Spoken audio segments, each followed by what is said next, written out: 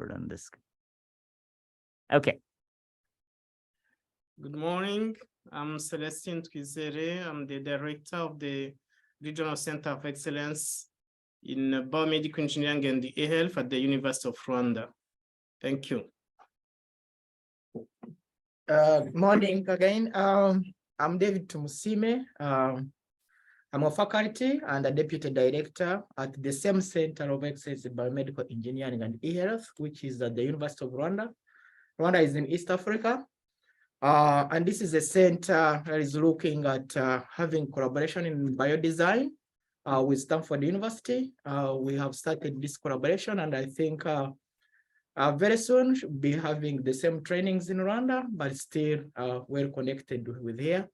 And that's why we are here to benchmark, see how things here are working, how things are being done. So far we appreciate and we are happy of what we are seeing. Thank you very much. Okay, and I think, this just happened to be an accident that they were in town today, and I thought, hey, why don't you come in class? I think one of the threads that's important in terms of thinking about this is, and again, this is one of the other reasons that we have the cohort here, which I now see has increased a little bit, but also the cohort online is many a times we have to anchor our work in the context. And so similarly, many of you who are taking the class online, there is a really large breadth of people that have exactly the same passion, exactly the same sets of ideas. And the important aspect of this is make sure that we can connect the dots. So this is why I've been emphasizing, if any of you have not introduced yourself on Discord, please do that. You will find incredible talent just all across that's hidden in this set of a community. But unless you kind of make a clear introduction in Discord with your interests and skills and things you're passionate about, it's going to be very hard for team members to find each other. On the context of Rwanda, one of the bigger portions of this is the kinds of, Frugal Science is one of a very broad range of training and teaching that happens on campus that interfaces with global health and biomedicine. The idea is to have many of these teaching and training programs also be run not just on this campus, but run elsewhere, which is really where this collaboration will go, where the biodesign program will start a fellows program in Rwanda for students at University of Rwanda. Okay, so that was a quick introduction. I think just from a logistics point of view, and especially for the folks that are connecting online now, last week we had covered an intense deep dive in malaria. And I think that lecture was not recorded. I'm thinking I'll re-record that lecture and just post that online, or we might also have a session separately on malaria, which any of the other folks can also still join in because I want to spend more time, but I'm going to do that outside the times of the class. And then the other part of that thread is associated with the lab session that we did first week was very much on a tool that we are about to release for malaria, and a lot more on 3D printing, pilting parts, but also really thinking about tolerances and design. We finished 90% of that, and so the lab class tomorrow, we will cover the last 10%. So all of you online will get a chance to see and get a sense. We're about to release the files for that. So any of you who have 3D printers will get a chance to engage in that as well. And at that same time, we will transition now. Tomorrow's lab class is going to be very much focused on the ocean. And you will all see between health, environment, and education, we will be flipping back and forth. So we're going to transition today about the ocean and really talk from an environmental context, the kinds of challenges and opportunities that are there. And so I think there will be a little bit of context switching all the time. I have to do that all the time when I'm thinking about it. But since the good transition was we did the numbers approach very soon, so you kind of see that numbers approach will apply to a large number of problems.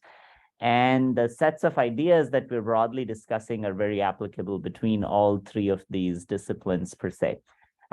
I want to see, were there folks that are online today that didn't get a chance to introduce themselves last time? I know there are a few sets of people that I'm already seeing. Maybe we can do, 5 or 6 quick intros for folks that didn't get a chance to introduce. So if you were not present in the last class and are in the global cohort, if you want to just jump in and do one-line intros, and then I'm going to dive into the ocean. It's going to be a dry dive, but it'll still be a dive. Anybody? Deborah, you could start. Just quick intros. Right, sure, I can start. Hi, I'm Deborah. I'm from Germany, in Berlin, in a research center, Max Delbrück Center for Molecular Medicine. And we do image data analysis here, and I have a team, so we can support you with that. Mm-hmm. And I was there in the class 2020, and love it since. And Deborah, with several other people, have been working on a very broad range of projects that got seeded in the class itself. So my hope is that 2 years from now, you'll still be connected and working in this space. Anybody else who could not connect last time? I think by the time I connected yesterday, Yes, Julius, go ahead. Hi everyone, my name is Julius. I work with Mackay University and I'm the head of the design cube here. It's some sort of a makeshift incubation space for medtech, using repurposed containers, but then we put it specifically to say that we can accommodate students who have ideas and looking for tools and material to use. Thank you. And then Julius, which country did you say this was? University of Makerere? Makerere University, Uganda. Mm-hmm. Yeah. I can see my neighbors just near you here. Right here, yes. Anyone else who didn't get a chance to do an intro last time? Any quick intros? Hello? Go ahead, Robert. Yes, good morning and good evening and good afternoon, everyone. My name is Robert Seitoleko. I'm the head of biomedical engineering at Makerere University. Julius is my colleague. We work together. He was initially my student, is now the head of the design cube at Makerere. And he's the one who introduced me to this wonderful course. So I'm very much looking forward to learning a lot of things and sharing. Sorry, I couldn't attend Tuesday, but hopefully I can pick up from here and be able to learn and share with our colleagues on this course. Thanks, Robert. And this is a wonderful relationship to have, that people you've trained are now in command. So that's always a good thing. Yeah, very, very inspiring. Okay, so I think I'm going to dive in, and please, if some of you have not made the Discord connection, much of the team building does happen on Discord and Notion, and we'll talk about the homework in the end of the class per se, but let's jump into what we want to cover today.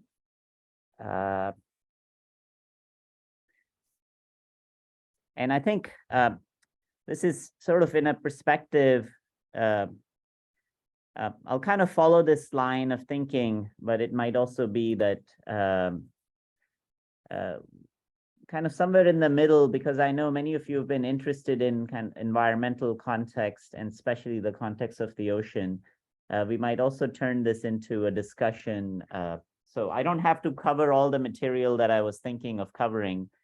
It's just a matter of howsoever much we can actually cover. So I think, as we had talked about last time, one of the challenges is when you take this approach of by the numbers and you try writing down, there are certain areas and places that pop out, which may or may not be in your imagination, may or may not be in your scientific path or in your literal path as terrestrial beings. But when you do the numbers, you realize their importance. And so oceans happens to be that place. There was a point of time in all of our lives where you would not have seen. How many of you have spent some time in the ocean? So I'm hearing this is a significant number of people, but actually there is a significant number of people. And I mean, even in the global cohort, especially if you're in landlocked countries, it's sometimes rare. So I grew up in India and we have a huge front line, but I think until I left and came to Boston, I had never seen the ocean. And, it's interesting to think about even for people that lives a few miles from the ocean, and you kind of do these interviews and really think about, many people might say that they have just experienced it in the sense of just seeing, coming by the beach, and that's about it. While on the other hand, there is a significant portion and population around the world that really lives in these sets of zones where all the livelihood also depends on it. So I think understanding the ocean is not just about a scientific curiosity, because 70% of our planet is the ocean. It is the human connection and a lot of both livelihoods, living styles, and now for the most recent time, many of the carbon sequestration technologies are also turning towards the ocean. So it's also a place of wonder.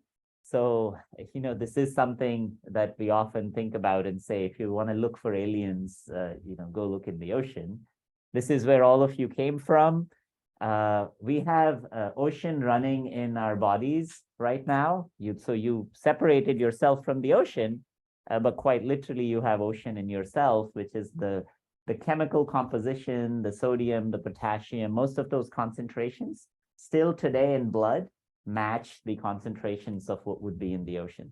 So although as a being we have become so terrestrial, we cannot strip ourselves away. So, many reasons to think about this, but I think one of the main one is really going to be focused from a perspective of this class is for the last, 7 or 8 years, we've been thinking really about the intersection of frugal science and oceans to really make oceanography much more accessible. There are many people in this call who have done those sets of threads, including David, several other mentors that we'll bring up at a later stage.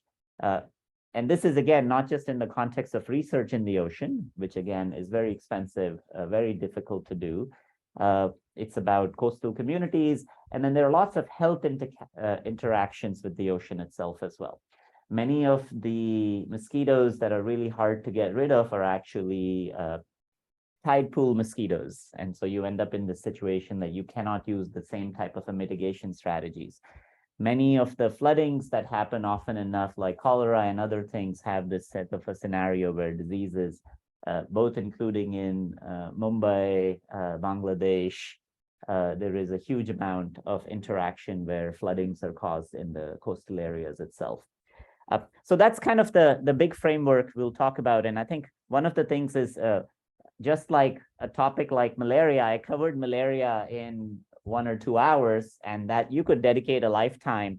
Similarly, I'm going to just do some of the very basics so you kind of feel a sense of how to dig in information. And the folks that are very interested in choosing an environmentally focused project can then choose to do even a deeper dive. And we'll have sets of discussions offline as well in that thread.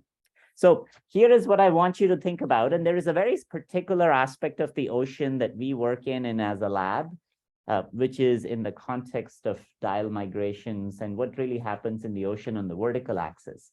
So often enough, if I was to show you the planet, you will see this giant blue space on Google Earth.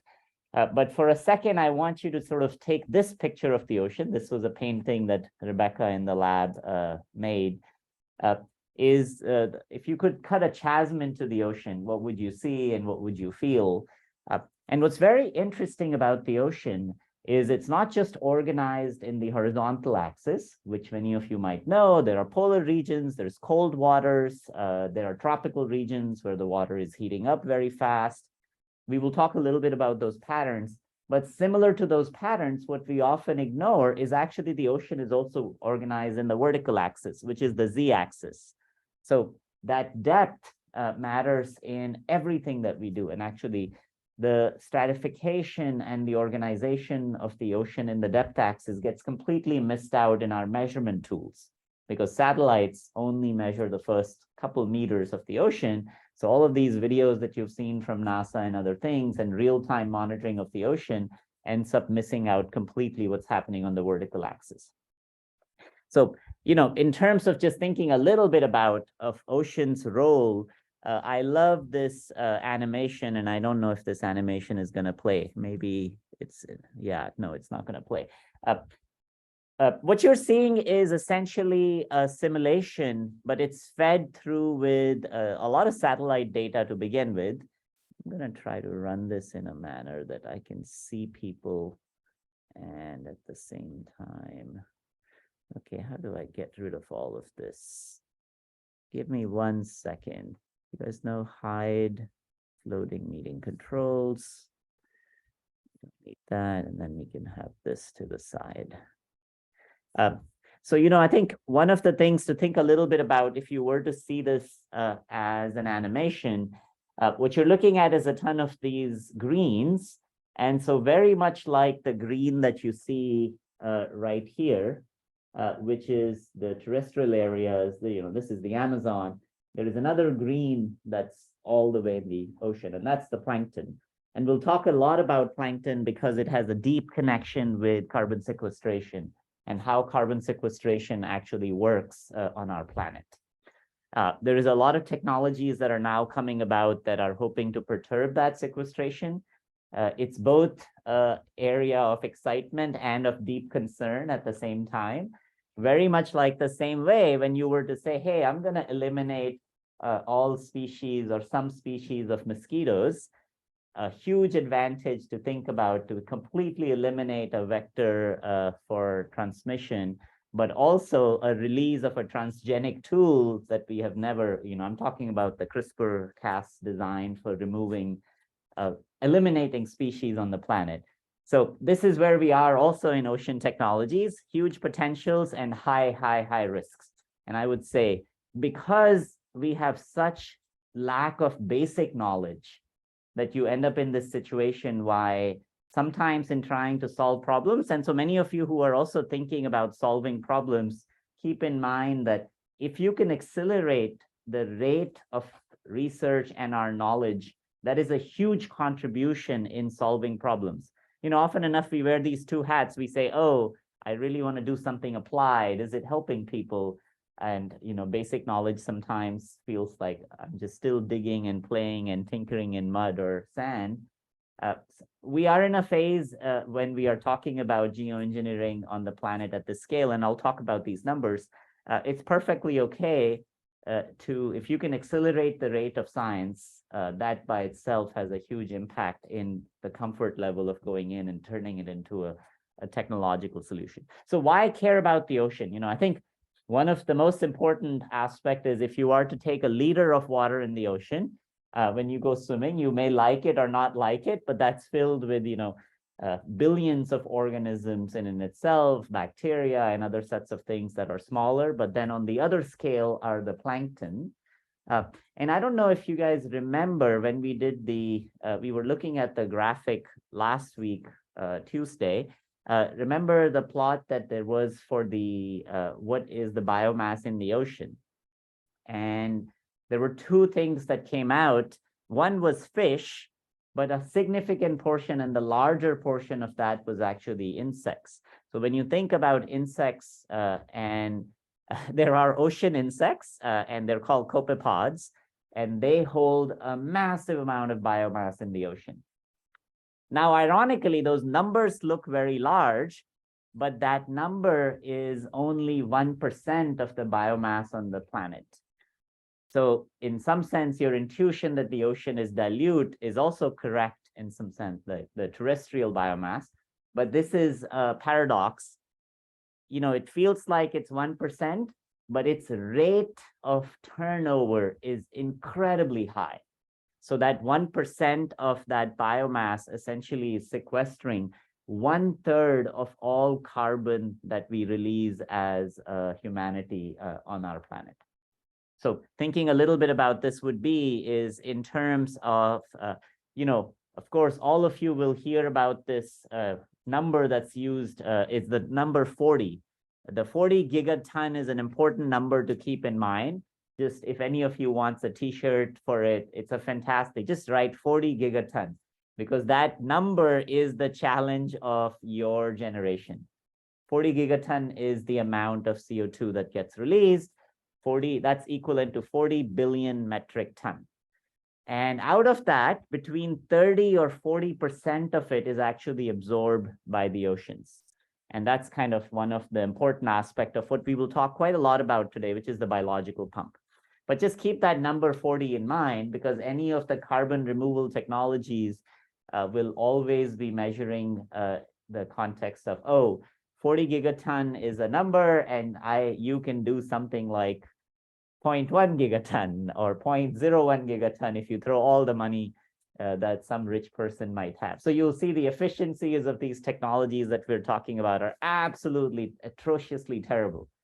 And so then you can come back and say, okay, no, maybe we should just cut down our carbon rather than wear this hat of technologist. So keep this in mind. 40 gigaton is an important number to kind of remember for all of you. I think the other aspect of this is in terms of thinking about the amount of absorbed heat. So because water has a heat capacity, and you can do this kind of a calculation on a bath itself, roughly around 93% of the heat gets absorbed by the ocean. And one of the reasons that our planet has not heated as much as it could have is because we have a massive amount of water.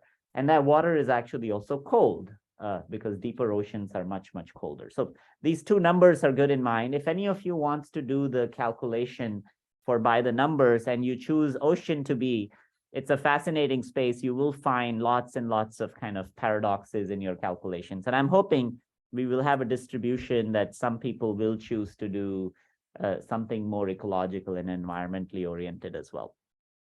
And I think in this similar vein, one important aspect to remember is, although the ocean has been a huge barrier in the increase of the total CO2, the pre-industrial era, we think about the 200, 250 parts per million. If the ocean was switched off by some magic, our carbon dioxide in our atmosphere would instantaneously jump from 400 to 600, 560 or 600 parts per million. So that's the seriousness of what we were talking about, of the engine that drives that sequestration process. And we'll talk a lot about how that works, but just keep this in mind, because this gives you a scenario for what a massive impact something like that can actually make. I'm seeing some new faces. We'll kind of do intros maybe at the end of the class. And actually, before I go on, maybe either Ellie or Ian or somebody, if we could find two glasses, just two glasses of water and maybe some ice.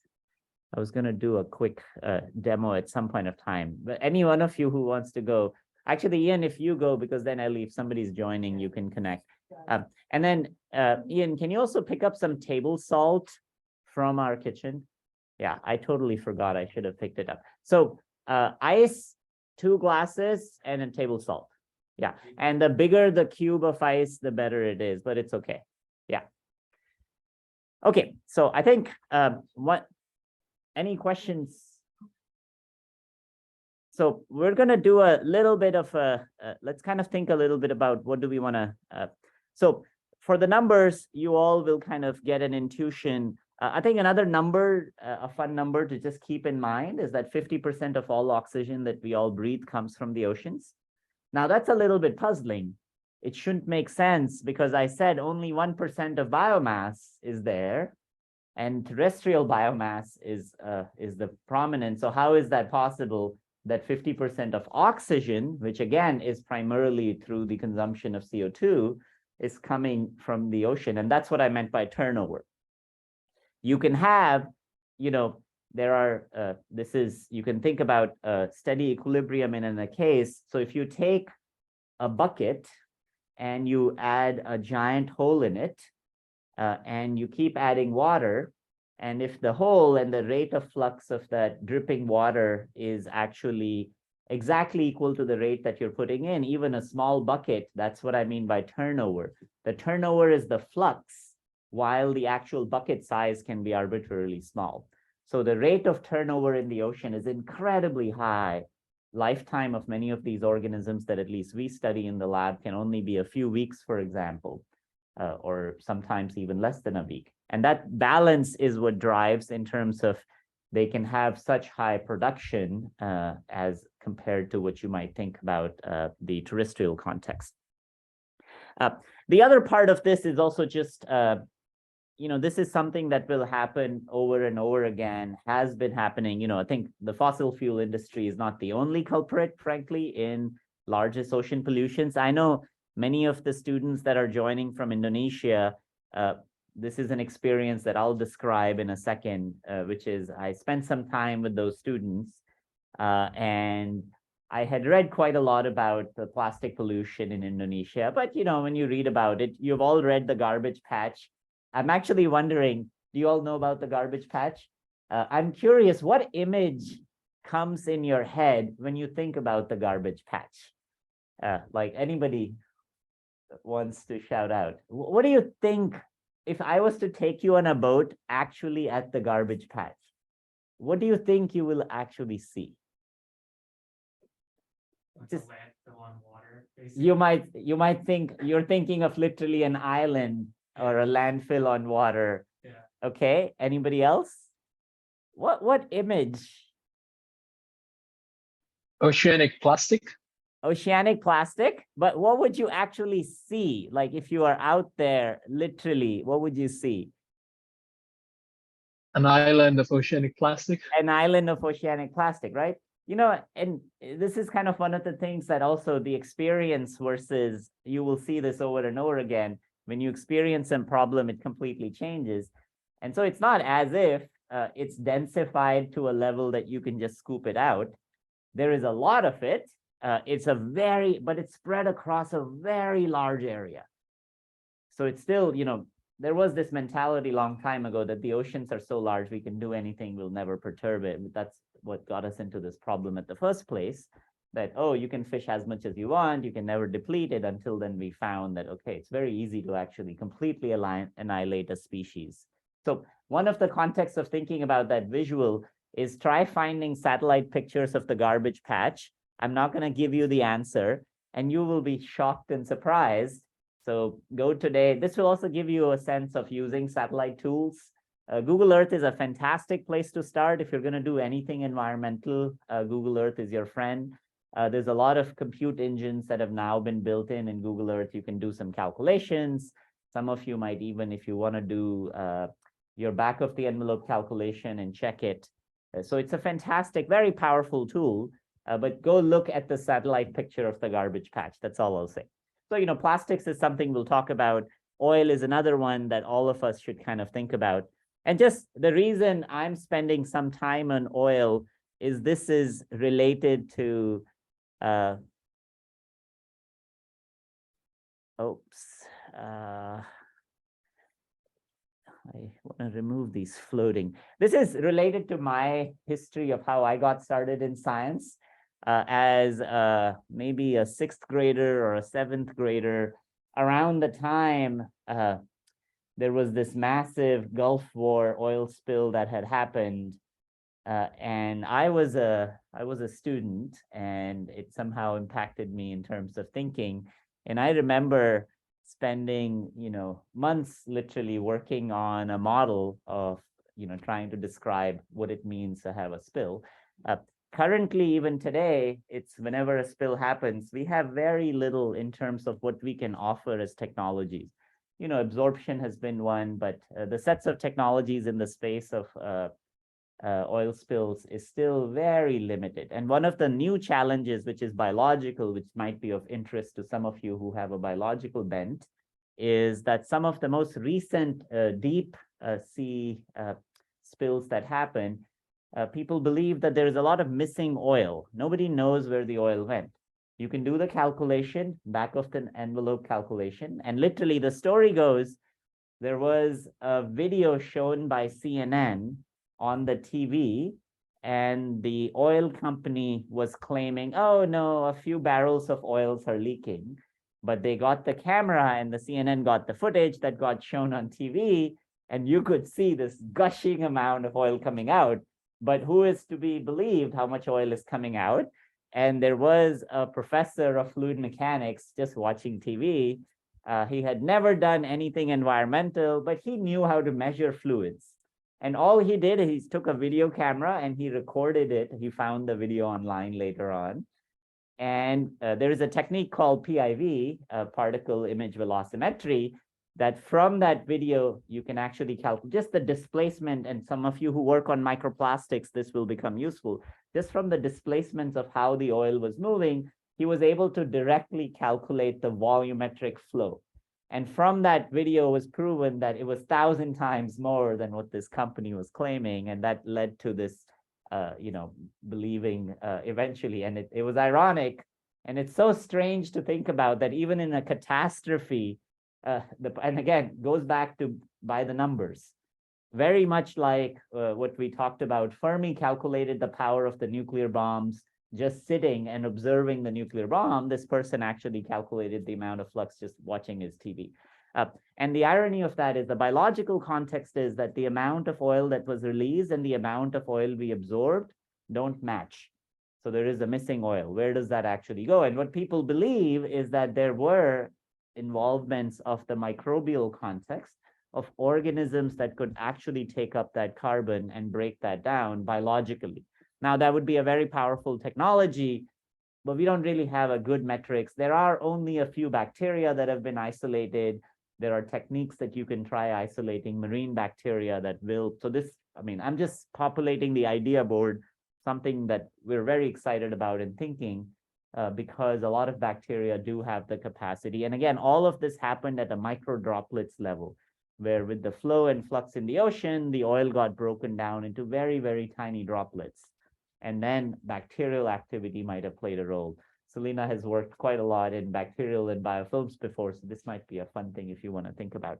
So anyway, I think this is just one example. And one of the things that we should think about is that when oil spills happen, we organize and implement very large scale operations. You should also be thinking about what something like that is also being done for the plastics. There is a Bay Area organization. At some point of time, I am thinking of inviting them. There are a couple of organizations that are much more popular, but there are other organizations that very few people know about. And for the last, I would say 15 years, there is an activist group out of Bay Area that has literally been taking fishing trawlers and just with very simple techniques, fishing out plastics in the ocean. Nobody knows about them. It's a little bit ironic because they do more plastic sequestration than anybody else that I know of. But it's also just a band of volunteers. And so at some point of time, we'll get them and you will kind of, in that space, they are the ultimate frugal engineers because they literally just retrofitted a bare minimum fishing trawler, put together certain sets of technologies. But then, of course, when you sequester plastic out, you have to account for the cost of oil. So there is a penalty, and they're very conscious about thinking about what does that mean? Where does that balance actually lie? The other process that we'll spend quite a lot of time, which connects with health side of the story as well, is what is this notion of the eutrophication. The ocean has a certain amount of nutrients, and we want to make sure that those certain sets of nutrients, when they get completely disbalanced, all kinds of fun things happen that are not fun. And so I think this will become clear when most of you have heard about the algae blooms and the problem of algae blooms. Awesome. We're going to make our little ocean in a lab. Okay, and it doesn't have salt yet. Perfect. Yeah, that was what I was about to tell you because we're going to do a differential experiment. So I think this is something that connects very deeply with microscopy. So what happens with eutrophication, and you can see this, why is it that majority of these red dots that you see where there are these massive spots of these blooms occur right next to cities? And so if you ever go to Lagos, for example, or you go to Mumbai, you go many places in Bangladesh, you go to many of our coastal towns, we as a society use so many chemicals, so much food, so many products that eventually go through our sewage into the ocean. It is still totally legal. That's one of our strategies, that we think it's a good idea to just take our sewage and dump it into the ocean. And it still happens all around the world. That is our strategy. That's what we came up with. So we are, but what that does is not just that when you introduce nutrients, the biology completely changes. And suddenly you have these massive blooms that lead to massive amount of hypoxia, because then it takes away a ton of oxygen, because suddenly all of these sets of species are respiring. And you end up in these sets of situations of the native ecosystem essentially dies very quickly. And many of these plankton blooms then eventually will die, which we will talk about. But again, another set of a scenario for very much in the context of thinking about microplastics is also these effluxes. And many of the studies that are done are often done in this situation. So when Ellie and I were in Naples, one of the key aspects of studying anything that we were studying, we needed to be aware, where is the efflux from the city coming? Because it completely changes the dynamics of what you might actually be studying. And then again, it's also one of the places where you might want to start putting any microplastic oriented approaches. So I think let's just briefly talk about plastics per se. This is something that, again, going back to experience, when you walk by any kind of ocean per se, we will talk about this week, and especially the lab class today would be on the planktoscope. So we will be building a planktoscope. Again, very much like last week, we might not be able to finish it in one setting, but you kind of will get started, and then the folks that are interested can continue. And then Ellie will set up another planktoscope. I'll talk about what planktoscope is in a second. But for the last 10 years, we've been doing plankton tows in the ocean. Every tow that I do, I always see within the first or second field of view plastic, and especially microplastics. And so, this is something, again, by experience, you can calculate by the numbers, or you can learn this process by actually doing this. So go to the ocean one time, learn how to do a plankton tow, and literally, I can guarantee you that your first or second field of view under a microscope, you're going to see plastic. And this is a harsher challenge when you start thinking about, places like Indonesia, for example, where the levels of microplastics have arisen to a massive amount, far superseding many other places itself. And so this is another thread to think about, where although many of our approaches that are also not frugal as yet in removing the plastic from the ocean have concentrated on larger chunks. But what happens is that over time, these larger chunks break down, or the things that we wear already generate microplastics. There are lots of facial products around the world in which they used to have microbeads. You can also do some calculations if somebody is interested in what are the different sources of microplastics to begin with. There are very little approaches in terms of removing microplastics. And I think the ocean being such a big place, you can imagine the energy spent is a very important kind of a criteria. So I think just as another seeded idea board project, it's valuable to think about, but also a very difficult problem in some sense. And most people, although they will respond to the idea that there is large plastic, it's harder for them to appreciate and understand the microplastic problem, unless you've spent time directly looking at microplastics. Okay, so I'm just giving you all the depressing story first, and then I will dive into the beautiful biology of the ocean. So if it feels overwhelming, it's supposed to, you just want to understand all of these challenges, and then we'll kind of go into a very basic sense of how does the ocean actually work.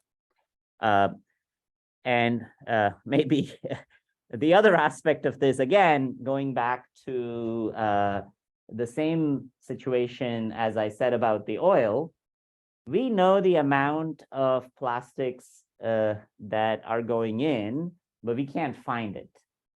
So one of the challenges, again, is that once it goes into the ocean, currently 99% of the plastic is not accounted for. So where is it? We don't know. Some of it is being assimilated by biological processes. And then this goes back again to that same sort of a challenge is, we need far better understanding of the system that we are trying to work with, rather than just only work on sets of tools to mitigate a problem. Because if you knew where this plastic was, so many plastics that we make are actually lighter than density of water. So we could do that experiment here.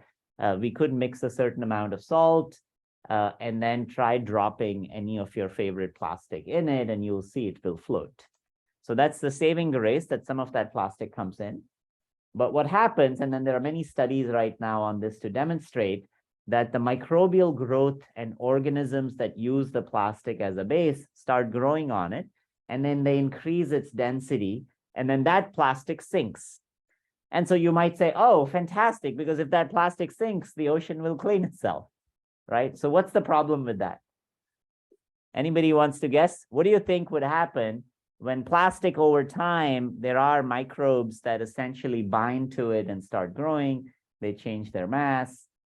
What happens next? Anybody wants to guess? Just shout out. Yeah, Baba. It's like you were saying earlier, there's a vertical organization. Yeah. Yeah, so Baba is talking about the fact that, as I said, don't think of the ocean as a bathtub that's homogeneous. It's vertically stratified. And the most important stratification in the ocean is light itself. And so many of these things that grow on plastic require light. They're photosynthetic. And as it changes the density, but only the first 200 meters of the ocean has light. So you end up in this situation that these things go down, but then there is no light and they die. And this piece of plastic bobs back up again. So all of the microplastic, we believe, is actually going up and down, up and down, up and down, but it is not being sequestered out by itself. And that's why we can't find it, because most of the time when we do ocean, there is a type of a net that I'll talk about tomorrow when we probably build some plankton nets as well. I'm curious, how many of you know when I say the word plankton net? Nobody in the class. Anybody in the audience? How many of you have done a plankton tow, for example? Because I might be assuming too much, so I just want to make sure. Have some of you, you can just do a raise of hands or something. So we will spend then some time making some plankton nets itself, because I think if you're going to work in any aquatic kind of a context, and I'm hoping that the Indonesia group can at least raise the hand, because we spent 2 weeks coming up with design of around 50 different types of plankton nets. All of them are public. So Elea and Tafia, I'm going to ask you guys to run a session on building plankton nets out of bamboo. And we took cloth that's used for hijab and other types of local materials found in Indonesia. And there's an incredible number of designs that we came up with. And I think Elea and Tafia, if you can send me the link of the page that we had created, I'll share that with the lab itself here. And this is also kind of a fun scenario for doing some offline activities for the lab, so that the global community can actually engage in some sense. So I'll talk a little bit about the plankton net in a second. It's just a fine mesh that you drag that has a bottle attached to the end. You can drag it in any water source. So it doesn't have to be the ocean. If you're interested in the health of a fresh water source, you can drag that and you will just essentially concentrate what does not pass through the net. You can choose the mesh size. And the reason I wanted to bring up the context of the mesh is the way that we currently do surveillance for the plastic in the ocean, and especially microplastics, are called these manta ray nets. And these manta ray nets have little wings and gliders, and they're actually floating right on the surface layer. So we are explicitly, because we know majority of the plastic is there because it rises, but unfortunately, they also miss out our understanding of what happens deeper below, because surface, it's easier to capture. When you become volumetric, you can imagine it's very hard to then identify the density of something in 3D as compared to 2D. So sometimes any measurement technique that you will bring will also bring a bias to the problem. And I believe that's where the missing plastic is. But majority of all surveillance that we actually do is done on the surface itself. Okay, so let's talk a little bit about this notion of starting to think in terms of, so I think, yeah, I already covered some of this, of where this goes, and I don't have to tell you how devastating that is. Somebody, if they want to do a calculation on how much of the plastic that comes from the fishing industry, that would also be a fantastic calculation.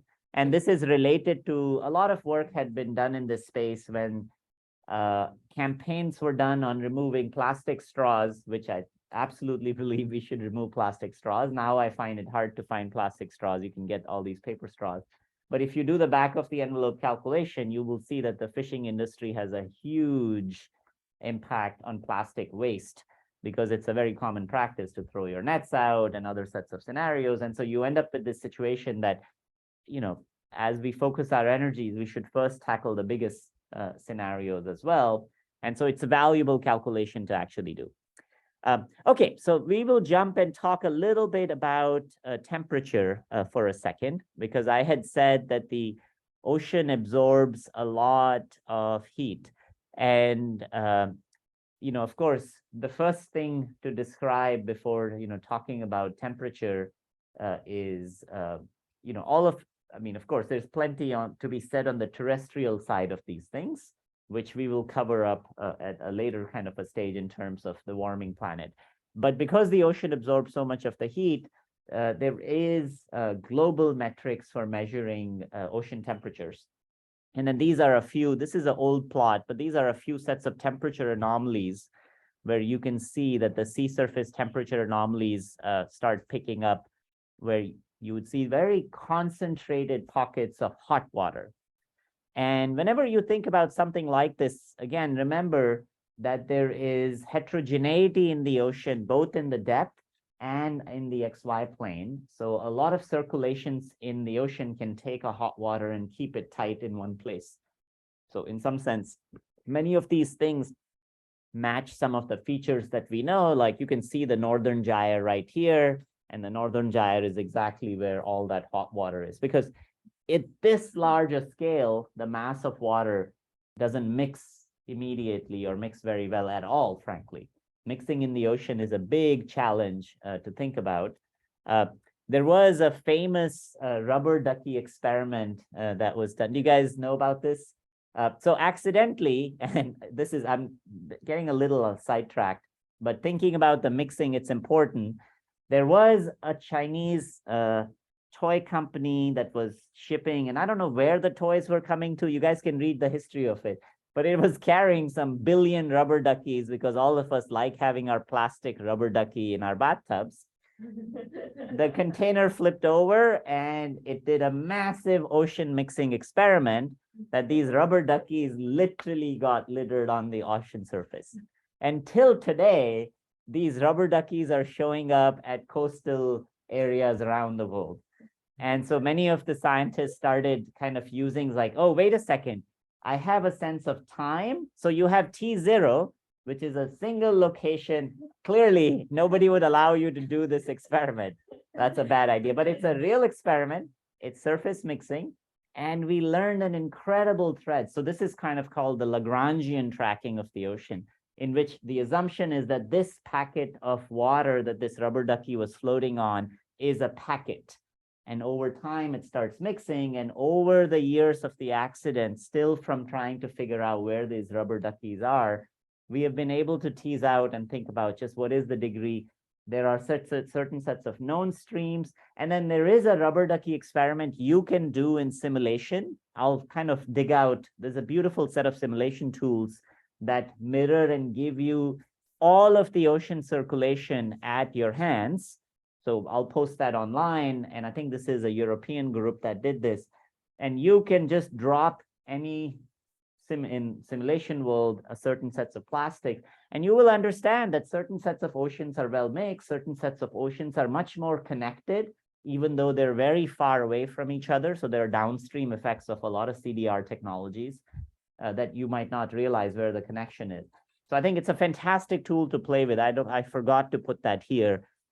Maybe Ellie, if we can write a note of all the simulation tools that are out there that are easy to play with. I think Google Earth is one.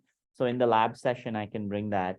The other one is this Lagrangian tracker. And then we'll think a little bit about a few more simulation tools, because I think for you to get a play in thinking about this, it would actually be very valuable. Okay, so I want to jump to the biological and carbon pump. So let's just start with the living side of the story now. Unless there was any comments, questions, I don't need this to be a monologue in any way. So yes, go ahead.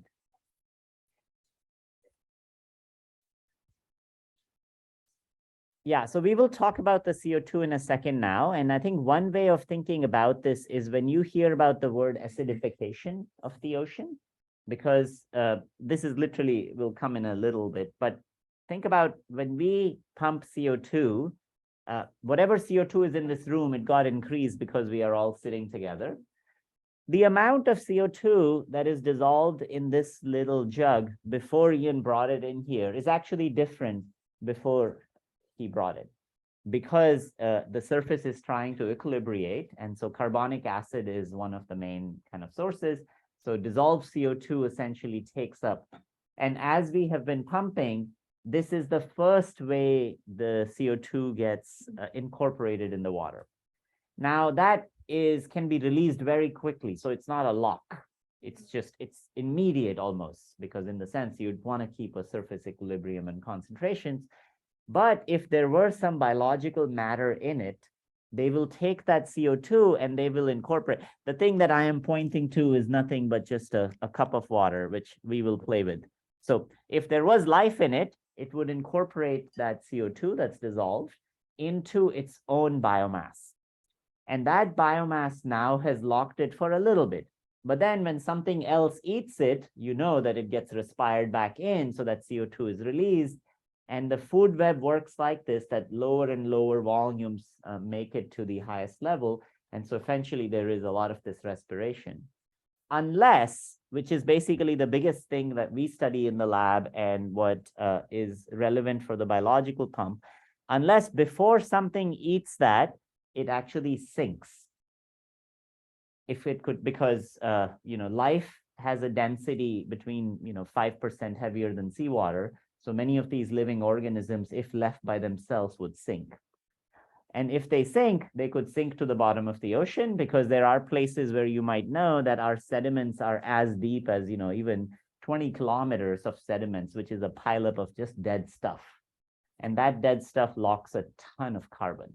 So that's the basic mechanism. And we'll kind of jump into this. But there is a other side of the story, which is the CO2 is also changing the chemistry of the ocean, which this is the biology of the ocean. The chemistry is associated with the acidity. So many times when you think about the pH, if you look at the pH rise, that's one of the biggest concerns that people have on the immediate basis. So for many coral reefs, many sets of scenarios at that pH, many of those organisms cannot do biomineralization. So the reef is built out of biomineralizations. Most of our snails, any shell-like thing, they cannot do the chemistry to convert that into calcite. So acidification by itself is a problem. But then the bigger problem really is of the context of there is a cascade of biogeochemistry that I'm not focusing on. So I think one of the things that you should think about is much of the focus for today's thread is on biological aspects, while there is also a purely chemical aspects, which will also change. When you add salt to just water, there's roughly, I'm remembering, something like 15 or 20 independent reactions that can happen for all of the ionic species. And so this is why that part is complex. The ocean biology is complex, the ocean chemistry is complex, and the ocean physics is complex. And we somehow feel that we, without knowing any of them, we are marching in, and we don't have a choice. We're marching into the context of geoengineering. And so I think, I don't know where you all lie in that space, but any of those spaces are fair game to be thinking hard about, because any advances in that space does have an influence on the sequestration technologies. Okay, so I think let's talk a little bit about who lives in the ocean, and then I want to dive into the tools, and especially the frugal science side of that story. So this was very much a preview, and I'm already realizing I used a lot of my time. So I'm going to go a little bit faster and skip a few things. Who lives in the ocean? Most of you know this. What you might not know is the little guys. So we will kind of focus on the little things to begin with. We got, I think one of the things in terms of thinking about the notion of sometimes you learn on who lives in the ocean when it shows up on a beach dead. This was the history of biological oceanography when large creatures like the squids, the Humboldt squid, started washing off on a beach. That's when people started imagining that there are monsters that live in the ocean. I mean, this is really historic times. Somehow, as a human species, for the longest time, we believed that the depths of the ocean are dead. And it really took somebody this massive experiment of taking a trawler, dropping it down to 4 kilometers, dragging it down and bringing it up and saying, no, no, no, the ocean is alive everywhere. But somehow I think it made sense. At that time, our understanding was if you have no light, how can you have any life? And anything, even if you have primary, secondary, they're all dependent. So the idea was that below, 500 meters, the ocean should be dead. But first of all, that's not true. There's lots of ways of getting nutrients. There's lots of new processes that we discovered along the way. The human side of this at least comes from a story that we were involved in when the riots happened in Chile, which is, so Chile has a huge coastal line. And one of the projects that we were involved with is there are salmon farming as a massive coastal. So much of the salmon that you get, actually, you might, if you look at the label, it might be from Chile. This is all done along the coast. There are lots of problems about it that any of you who's interested can dive in. One of that is the amount of antibiotics that they pump to keep the salmon alive. The second aspect of that is the toxicity and associated with many dinoflagellates that make neurotoxins. And so in the ocean, there are lots of organisms that make neurotoxins for their purpose. I don't actually know why they make neurotoxins, but these are very potent neurotoxins to us. They get assimilated in higher and higher orders. And so effectively, your entire batch of $1 billion fish might be totally worthless. And the riots happened because I don't know which way it was, whether the oyster people threw their toxic oysters in the fish farms or the other way around. They just said, now all of this mass is dead. What are we going to do? They took the fishing trawler further out and they dumped it. And it turned out that's where the other farming, the oyster was happening, and all of that died too. So that led to a massive riots, and that led to actually the Chilean government thinking about monitoring, that we need to monitor these types of toxic blooms before they occur. And Thibaut and Adam from the lab got the chance to actually spend time in Hone, Chile. That's when we started thinking about developing Plankton Scope. This is almost 6 years ago. And that's the tool that we will be using, which is a tool for monitoring life in the ocean at the microscopic scale by any citizen around the world. And so what's exciting is that, I think, of course, I'm assuming you all know about fold scopes to begin with. This is something that we will cover in a little bit of a later class when we cover optics. So there are two networks that we created at that time. One was school kids essentially starting to monitor. And so this is, for example, one of those. And you can see this is all data collected from a fold scope, which is that $2 instrument that anybody who now knows how to use a plankton net and a microscope then has the capacity to monitor just, first of all, biodiversity. The project in Indonesia, which many of the students here are involved, and Ellie is trying to ship units to Indonesia, are around Siguta poisoning, which is another type of a dinoflagellate, a different species, another neurotoxin, and again, communities having no way of monitoring that the fish they eat. Siguta is by itself also now starting to spread. It is quite dangerous. We don't have many detection mechanisms for it because these neurotoxins grow. You can only clinically detect them. It's not as if you could just directly measure how much neurotoxin was in somebody's blood. So again, rather than having these problems grow, one of the goals is to be thinking about what surveillance technologies can be put in place. And so Planktoscope is really a very direct outcome of us going to Chile thinking deeply about this. And then one of the things we realized, which again, I often introduce Planktoscope as the big brother of Foldscope, which is Foldscope is a manual microscope, while Planktoscope is an automated instrument. So actually, why don't we do this? Maybe I'll give you, just as a refresher and also kind of to keep this a little bit lighter, let me just first show you Planktoscope and its origins, and then we will dive into some of the more carbon sequestration side of things. And I'm realizing from time, it might even be that the CDR stuff is so important that I might cover that in a dedicated lecture of its own. Okay, so let's try, and I'm gonna see. Yeah, this is a fun video to watch. This is also kind of give, let me stop it. It's usually sometimes, let's transition a little bit to the wonder. I've depressed you enough that who knows, many of you might not turn back, but let's just turn that to wonder. And I also want to start the wonder section of this class by saying, often enough, the brave amongst us who get a chance to just dive into problems, then take the leap. So this video is essentially a sailor that I met. He visited us during his expedition. He spent a few days with us. He became the very first community member that we deployed this technology on. This is Gurek and his boat. He happens to be the youngest sailor to have ever crossed the Canadian Passage, which is, as you know, Canada freezes completely. So how can you cross in a boat across? But there are moments of time, if you're just right and if you're crazy enough, that you can squeeze through. He did get his boat stuck in ice there, which you will see in a second. And this is all footage from his time. But he's basically been sailing. And I think this gave us this idea that they're incredible individuals. So going back to frugal science, the traditional way of doing science in the ocean is right here. I want to share is that. Anybody recognizes this boat? It's a very famous boat. No, there was a big internet meme on it. Do you guys know? No?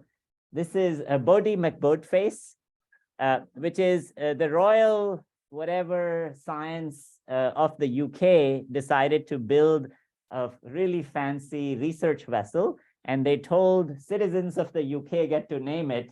And guess what? The #1 vote, speaking of British humor, they named it Bodie McBoatface. And the Royal Society decided that no, that is below us. So it's called the David Attenborough vessel. But just, we don't listen to the citizens.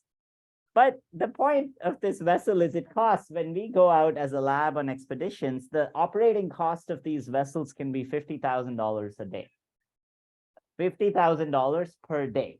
So, when we say that we don't understand the ocean and we know more about the moon, yeah, I mean, it takes literally operationally. And so there are only a handful of these vessels and there's very little budget.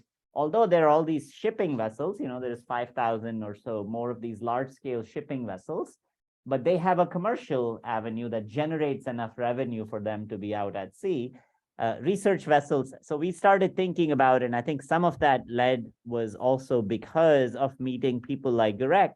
We started realizing that there should be another avenue in thinking about doing research at sea, which is primarily driven by sailboats. And that led to the founding of a nonprofit that we have started out in France. It's called Plankton Planet, which is really focused on enabling sailors to actually engage in science and oceanography and serious oceanography. And I'll tell you some of the data that we have published working with these oceanographers. So first of all, who are these people? I'll let this video play for itself. My voice only joins the video.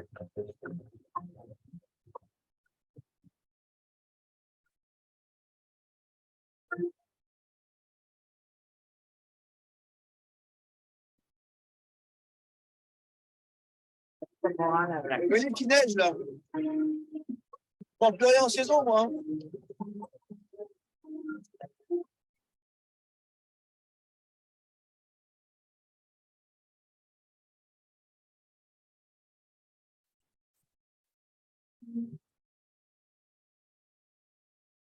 might be thinking how he collected this footage because he was a solo sailor. He has a drone, and that's the only way he was able to collect some of that footage. But it's still he's all by himself, and that's very dangerous. You should never call back. But it falls. So this is a shorter video. I think I'm hoping that at some point of time, Greg's story will go out on Netflix or something. He's been working on putting footage from his journeys together. But one of the things the reason I wanted to mention it is just, it's inspiring to meet somebody who spent time. And then he is out at sea roughly around 11 months a year. And so he came, and San Francisco was just one of the spots. We got a chance to be on his boat. And this is the first thing we did, going back to Frugal Science. It was still a system that was in early stages that we had put together. And you can see these are just 3D printed parts, a whole bunch of things to do now a continuous monitoring system. And at that time, we had none of the machine learning worked out.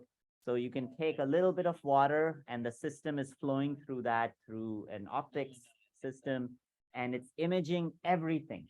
So if I have this little glass of water, it might have, as I said, 100,000 species. It's going to image every one of them in a continuous autonomous fashion. So we kind of put together 3 things on his boat. You can see it's a pretty tiny boat. This was kind of the moment with Thibaut, Hongchan, and me, and another student who was visiting at that time. Because he was here for a while, we were able to learn quite a lot about just what goes in a minimum sailboat. And I mean, this is literally a sailboat that any of you could actually even afford, because many people fix these old boats.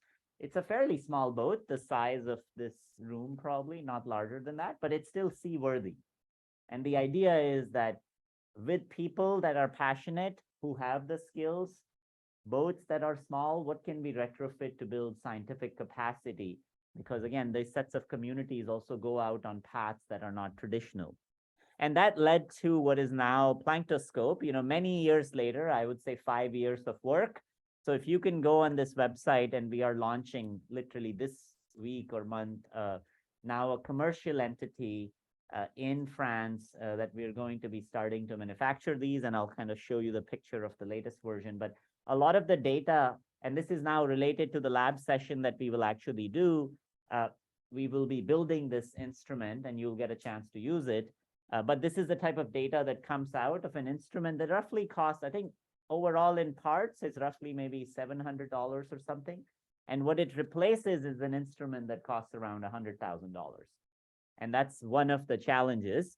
So this is a Planktoscope right there on the left with a little power bank, and that's data. And then the right is that $100,000 instrument. It's called FlowCam, just literally side by side. So you kind of get a chance to see. And, what happened to my controls suddenly? Okay. And so, I think all of the data that is associated with this particular tool is published. So you can go read on bioRxiv and places, everything that you want to know about this tool.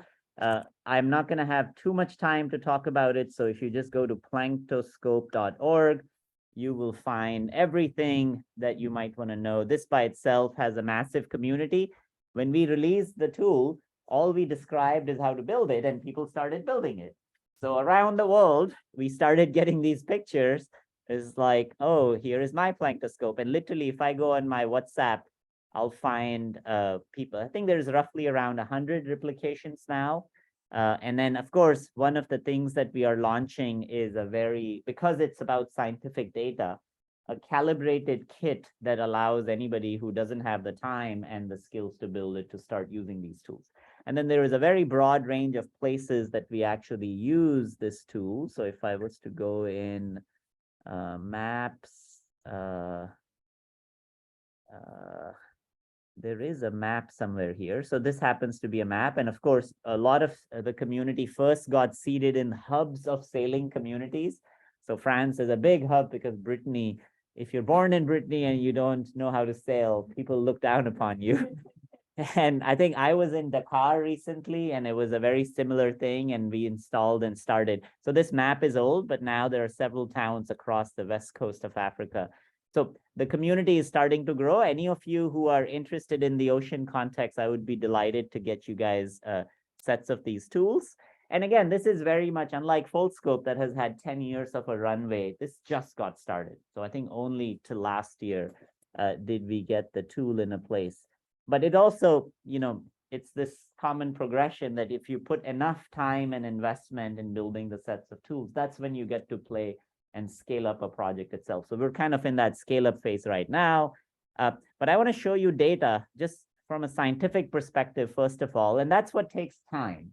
So you have to be very serious about the challenge that you take. And this is why the word science is in Frugal Science is how do you improve cost and performance? And so when you do one-to-one data comparison, for example, if I was to show you the data, this is one example.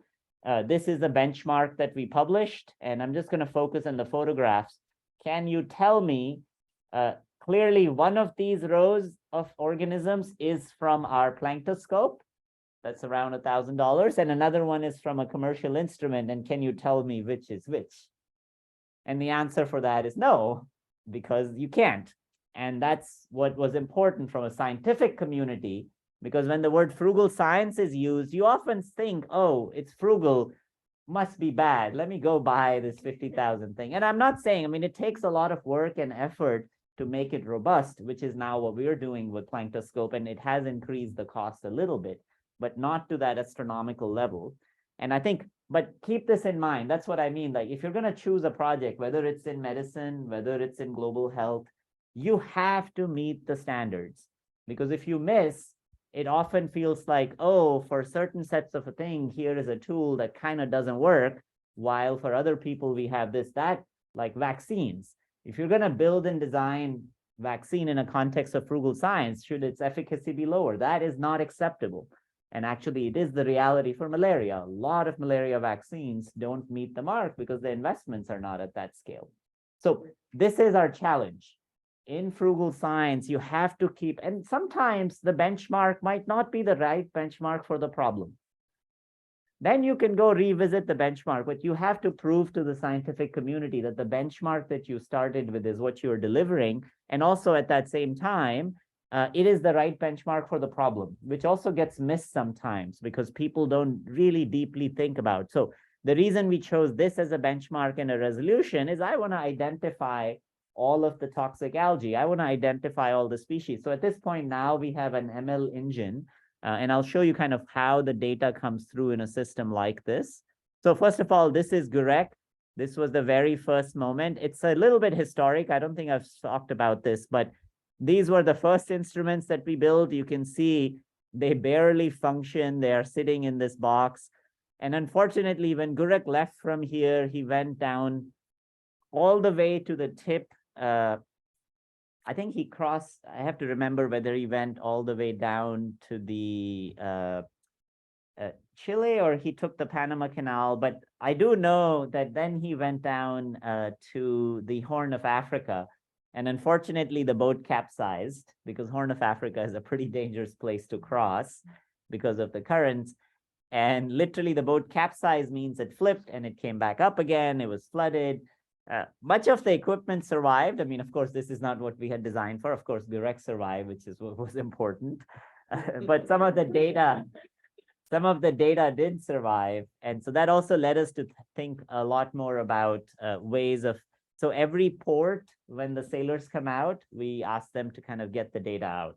And that's one of the mechanisms because much of these places don't have any kind of a data repository. And again, I think one important thing I want to mention is a key player in all of this work was Thibaut, who joined my lab as a sailor. He was the first sailor that I hired, and I had to work with the Department of Labor in the US to describe why a Stanford research lab, where the post is because he is from France, so we had to apply for these visas. And I think this is what matters. We have this such narrow views of thinking about how we operate, and it's because of one of these Of course, this is a large team effort with a lot of people involved in the scientific community as well. But it is something that's important that got seeded that way. Okay, I'll just mention two things about Plankton Planet, and then we are going to call it a day because we'll spend a lot of time building the planktoscope, and you will get a chance to see this data. If for the global community, if you get time, go to the site. You will find all the instructions. For example, it says if you go and assemble your kit, all of these data sets literally, I don't know if you guys can see, screw by screw, describe everything that is needed to build the instrument, all the electronics. And I think this is what we have now commercialized at this point, to a sense where there are kits that will be available soon. But at least if you want to get started, you can also get started building something yourself as well. But going back to the sailors, these are the trajectories of the 15 sailors that Plankton Planet recruited. This is a project run by Colomban, Fabian, a couple people in Villefranche. And the idea was to prove whether these sailors can do equivalent expeditions that research vessels in a context of thinking about at least biomonitoring of the ocean. Just the load on these is very low. It's the bare minimum bar is from this expedition of their sail, can we know what was there? Because we don't even have that. Satellites don't tell you what lives in the ocean. Satellite tells you there is something living in the ocean because there is chlorophyll. That's it. To know what lives in the ocean, you have to go there. And so this was one map. And kind of what is fun and is published is we demonstrated that these folks can do sample collections for genomics. And now in the second expedition, we're combining imaging and genomics. And so this is kind of where this is in terms of building the community associated with this. There are 3 papers now. This is actually another applications. This is Thibaut and me in Lake Chilica, which is associated with fishing communities, because fishing communities, plankton quality is incredibly important to know whether, first of all, they have any toxic algae, and secondly, what is the health of a community. So you can see this is operating from a car battery because we didn't have any batteries. So we stole a motorcycle I think a car battery to do this. This is the type of data pipeline, which all of you will get a chance to see once you're using a full planktoscope. There is all the sets of computational tools. It's also a great way to learn. If none of you have done computational image recognition and other things, this is a fantastic place to get started. And the really fun part, which I'll kind of end with, is this is what brings me a lot of joy. So that tool with one little toe gives you what we call ecograms. So this is literally every unique species that was there in one toe in one moment of time, all plotted together. And you can see, we've just plotted them by density in some sense, but all of these were identified as sets of kind of unique types of particles that are living in the ocean, just from one single snap. But this is an ecogram that's connected to one point in the ocean at one geolocation and one moment of time. And then maybe I'll see whether I have a video of the Yeah, so this is one example of what the video stream will look like. But again, Friday, we'll pick this up back in. And you can see this is a cell culture. Stuff is passing by. It kind of feels like the retro TV. It's really fun to watch whenever we go. And all of that, post that is then computational. I could stop it at any point and you might be like, oh, this is an interesting shape. I can stop here. This cell is dividing. And then suddenly there were some particles. And then this was from a culture. So, here are 2 cells that possibly just divided, another 2 cells that just divided. And then from this, would you do the analysis to be then thinking about, well, how do I make sense of it? What I just saw. And that part is like collective because we still don't know. We're just getting to a point where we can observe in a low-cost manner and in an autonomous manner. And the difference is that if I would have just taken a small few microliters of water, which is what fits on a simple glass slide, then you have a very narrow view. This is a little bit bigger, but the ocean is still vast. So after this comes the community part. Without a community, none of this would make any sense. So one way of thinking about this is that unless we can turn this map that the entire coastal areas and all the sailors, and I think here is the sailors that this is the total number of sailors that are out there at any given point, between 10 to 15,000 boats. It far supersedes any research vessels that are out there. And similarly, this is our current map. And one of the scenarios is that unless you can take a project in a point where it is in the hands of enough of a community, it is also hard to build that as the equivalent of a satellite, where we can rely on these types of technologies.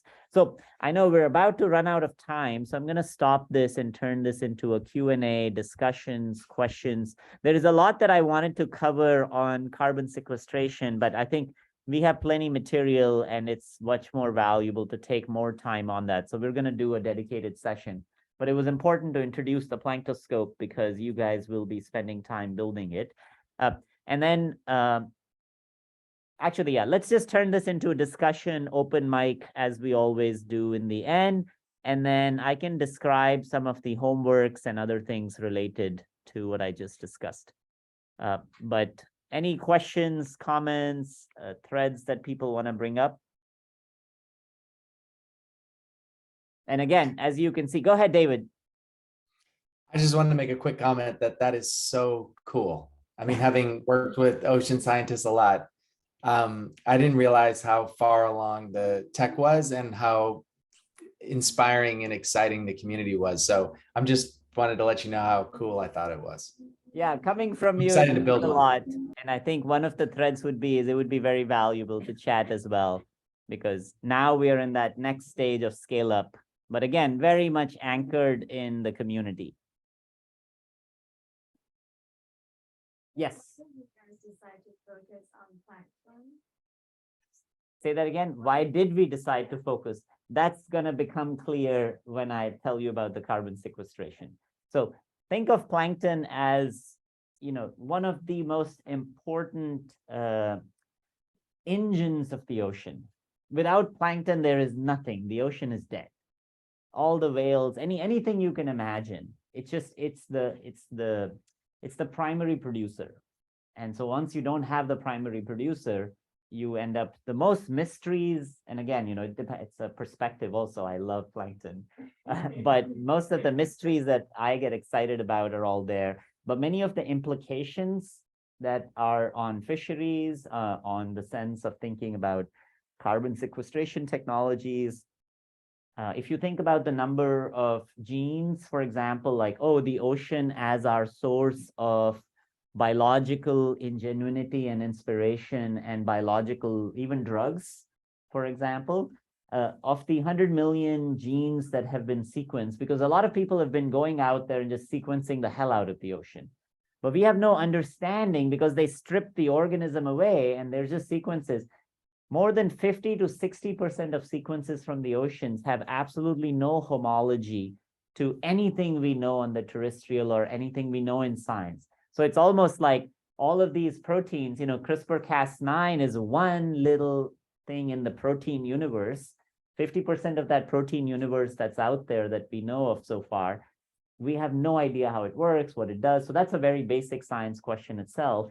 And then going back to the carbon pump, the plankton ends up being the key driver of the carbon sequestration cycle. And so there is this effort of thinking about who's there. So one, I guess, yeah, we'll pick that up in the sequestration technologies. It'll become clear itself. Another way of thinking about it is many of these sailors, and the reason we work with the sailors is you might have walked by on a beach in the ocean, or you might have been on an ocean in a boat and you kind of feel it's empty. But you are literally in the most biodiverse space only if you care to look at a microscopic scale. Yes. Oh, Julius, go ahead. So like David has said, this is awesome actually to see, but as a team thought of trying to study on variant occupations in different water bodies and a sort of aquatic life harboring different water bodies. Because, for example, now, like for us who are in a landlocked country, but then if you look at East Africa and the Lake Victoria being like the Absolutely. largest tropical lake in the world, and then the largest, second largest freshwater body in the world. So could we try to look and compare these variants of the organisms occupying these spaces? Absolutely, absolutely. Yeah, I think I should have said this before. The life in water is the anchor, not the sea or the lakes, because lakes drive much of life and they support life in many ways. Lake Victoria is also very important. So we have used this tool, for example, in Senegal to identify schistosomiasis in the water, which is one of the pathogens, bilharzia, very directly. So you know and understand what might be the pathogenicity, for example, for a given water. The similar sets of things apply on water quality. It also applies on much of the aquatic ecosystems. I think what's very nice about lakes, and I don't know if some of you know this, but some of you who are connecting from India, Bangalore, it's filled with lakes, and the lakes are catching spontaneously on fire. It's a phenomena that's been happening, but you're like, wait a second, here's a lake. I mean, it's related to pollutants, and then it has this massive impact associated with the living side of the story. So even a small amount of pollutant can completely kill an ecosystem. So the goal of this is to set up a network. So we have a real-time monitoring system for aquatic life. And these aquatic life also become as sensors. There are our biological sensors. So what I said about that ecogram, think of that ecogram just changing day by day, month by month, and suddenly you see this massive change and it doesn't bounce back. That is an indication that there's something that's happening. And so you should think of these as not at all in any context on ocean versus the lakes. It's really about the aquatic life and much more about the invisible world and the visible world, because often enough we associate with what is visible. So as long as you're thinking about the next layer, all of these things should apply. David, and then I'm going to read the question in chat. I just have one more comment, because it's so cool to see how much this community's grown. And I want to share with people that I've done for the past 10 years, I've done this a couple of times, one with remotely operated vehicles. So cameras that can see under the water used to cost $50,000 and we tried to build them, and now they're $500 on Amazon. And then I did this again with this company called So Far Ocean. We don't have enough wave height measurements and wind measurements around the ocean. We built small buoys that we've now put all over the world's oceans. We have the largest ocean sensor network. So what Manu's saying, I just want to reiterate that almost every direction you look, everything you want to understand or measure in the ocean, there's a lack of data. And the ideas of frugal science and building low-cost tools is incredibly powerful to apply to them. So having lived through a couple of those, I can tell you, one, that it's very fun to go on these adventures around the world, and two, that almost every direction you can look and everything you'd want to measure, there's a huge opportunity to improve the state of what we know. So I just want to add that charge. Yeah, no, I think this is exactly, and one of the threads that this year, David, what I wanted was to seed and have more number of people thinking about the ocean in the class, because the goal of the class is to then seed. We can choose many sets of projects, and then I can tell you, and David will vouch for this, it does take 5 years of your life. Just be passionate about what you do, but if you truly want to get it to a point where then it scales, like David saying, things you can buy on Amazon, you have to have that commitment. And it's okay, not everybody in the team might, but one person might, and that would continue. But the seed is incredibly important, and choosing the right problem is important. And I'm really hoping this time that we will have equal number of projects on health side of the story, but also the planet's health. Because often enough, we get attracted on like, okay, humans, of course we have to think, but without the planet's health, there's a very deep connection. So we will pick up mosquitoes significantly. I am going to infuse a lot more environmental challenges to all of you, but I cannot agree more, David. And again, it would be really fun to both keep you engaged, and I'm also going to recruit a lot more mentors in the ocean side this time to make sure that that thing grows. Okay, a couple more comments. I see Pierre's hand and then Smriti. Go ahead. Okay, hi Manu. I have a question related to the hardware development, and maybe this is a question for you and also for David. You mentioned about the benchmarking, which is important in this case in the context of frugal science or open source hardware in general. But what happens when you don't have access to 10,000 equipment just to compare the performances to demonstrate about the robustness of your tool? So do you think it's enough to just use literature to compare, or then? Yeah, there's a very simple answer to that. You know, one of the things that happens is if the tools are simple to build and everything, both others will be very excited about supporting you and getting those benchmark data. So we collaborated with, you know, one of the best quantitative plankton ecology group in the world. It's based out of Villefranche, and they brought their powers to this problem with us. And it was really incredible to see. But again, you know, you should think it's not about us against them. Everybody wants affordable tools. So it's not as if you're replacing somebody. You're actually enabling people to do more. I mean, even the companies that have been working in that space have reached out to us having a desire to share their tools. It's just a spirit. If the spirit is in the right direction, you will find a lot more people. And again, it's a very iterative process. The first time you do it, you may or may not meet that benchmark, and that's perfectly okay. That's where you know that, okay, I did this design choice that was a huge cost saving, but it had a performance saving that brought me below. What is it about my choices that I have to change? And that's why it kind of takes that amount of time. Smriti, did you have a comment? I had a question, which is that when you are choosing, you know, what you want to measure and what you want to really think about, then what are the, I guess, what are the things that you're taking into consideration when you are thinking about what you're measuring and what tools you're building? Because it's also, like you said, like you're spending 5 years, you know? Yeah, and I think maybe I didn't emphasize that too much because I was planning to, in the lab session, we'll talk a lot more about the history of how we chose this particular problem amongst many other problems that you can work on. You know, there are combinations of these things. One is really starting with the numbers itself and seeing where is the largest missing gap. We felt our largest missing gap in our census of biomass in the ocean is at the small scale. Instead of, I mean, there is a lot of sonar data that's out there. And again, I'm not saying that that data is perfect either. From our perspective, we felt that would be the other part of that is also just a little bit on your expertise and what you bring to the table itself. Sometimes your passion and what you can do. There are lots of problems that I would like to work on at this very moment, but I haven't developed. You should keep that in mind. And that's why you want to build a type of a team. We didn't have the sailing expertise. And so we really brought in the mothership of sailing community, which was Brittany, and it taught us so much. So some of that is important.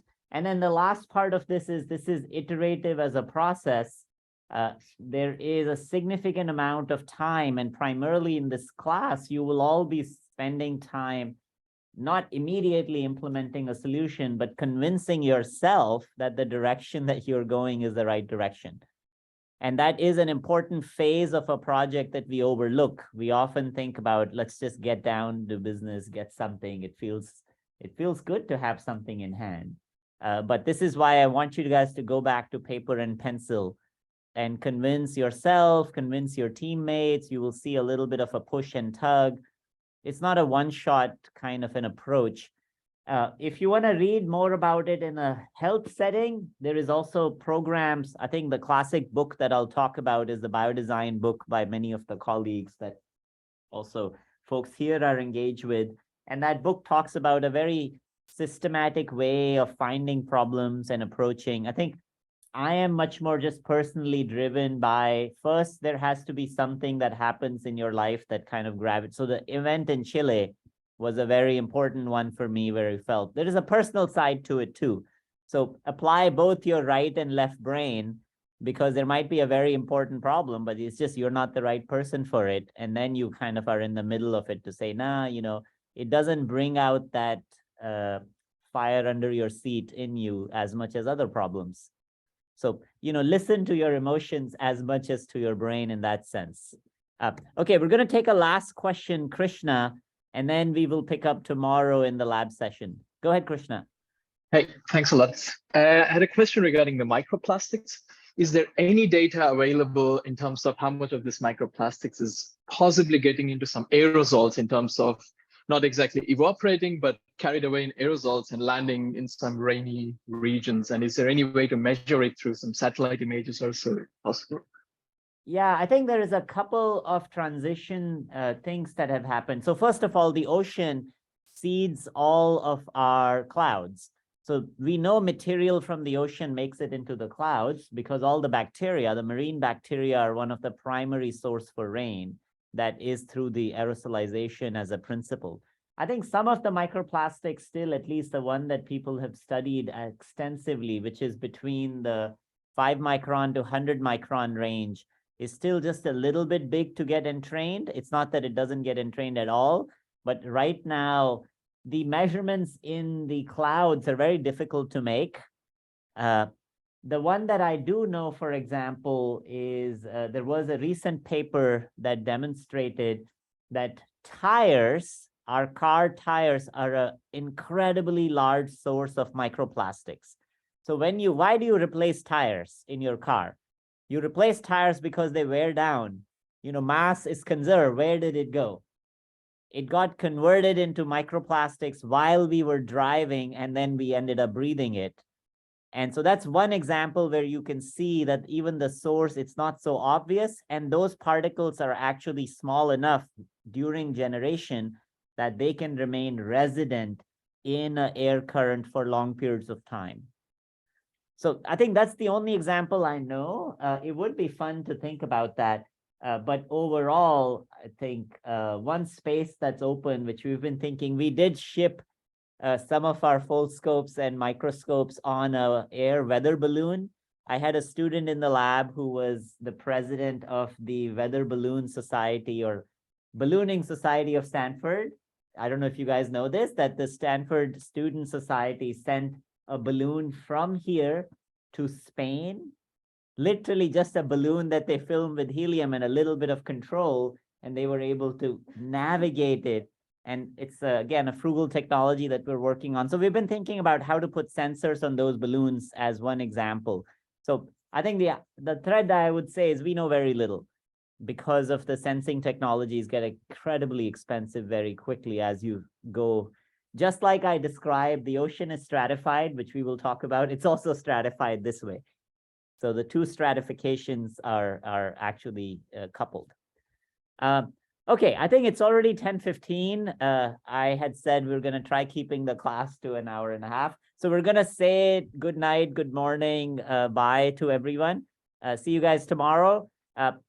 We will figure out ways for the online threads. I know in chat, Elaine just linked our Microcosmos post on the Bali challenge where we built an incredible number of plankton nets. So please take a look at this page. I'll just show this page 1 second for everybody that's online.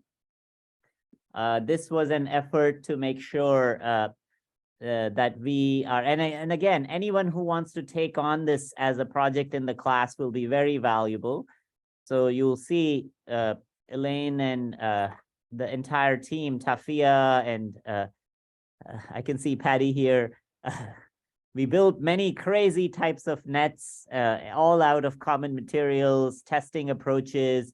So there's a lot that's documented. And of course, I'm here and Elaine and Tafia are here. So we'll get a chance to kind of see through, and it would be very valuable. One thing that we could do is really have everybody engage in building plankton nets, because that's a fantastic lab exercise that we can actually do. So take a look at this page. It's in the chat. We can also post it. And we will see you or some of you tomorrow.